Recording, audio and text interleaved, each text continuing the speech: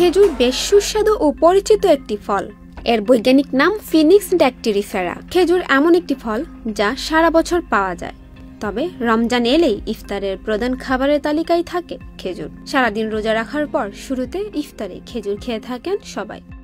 খেজুরে রয়েছে প্রচুর পরিমাণে vitamin A, B, copper, iron সহ বিভিন্ন উপাদান। সারাদিন রোজা রাখার ফলে পেট খালি থাকে, যার জন্য শরীরে গ্লুকোজের ঘাটতি হয়, আর খেজুর সেই ঘাটতি দ্রুত পূরণ করতে সাহায্য করে। খেজুর রক্তে শর্করার পরিমাণ বাড়ায়। অন্যদিকে খেজুরকে চিনির বিকল্প হিসেবেও বলা হয়।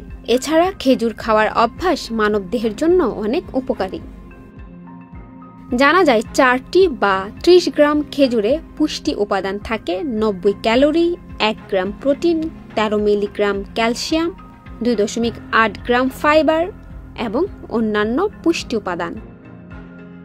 খেজুর খেলে শরীরে যে প্রভাব পড়ে। রমজানে সারাদিন রোজা রাখায় শারীরিক দুর্বলতা দেখা দেয়, ফলে ইফতারে খেজুর খেলে শারীরিক দুর্বলতা কমে। শুধু রোজার কারণে শারীরিক দুর্বলতা নয়, যে কোনো শারীরিক দুর্বলতায় খেজুর অনেক উপকারী। খেজুরে প্রচুর পরিমাণে আয়রন থাকায় যারা রক্ত স্বল্পতায় ভুগছেন তাদের জন্য খেজুর খুবই কার্যকর। খেজুরে অ্যান্টিঅক্সিডেন্ট থাকায় ঠান্ডা ও কাশিজনিত সমস্যা দূর করে। একই কারণে ডায়াবেটিস নিয়ন্ত্রণে সহায়ক হয় খেজুর। খেজুর শরীরে পানি শূন্যতা দূর করে। খেজুর পেটে গ্যাস, শুষ্ক কাশি দূর করে। খেজুর পানিতে ভিজিয়ে খেলে কোষ্ঠকাঠিন্য দূর হয়। হার্টের সমস্যা দূর করতে প্রতিদিন খেজুর খেলে অনেক উপকার পাওয়া যাবে।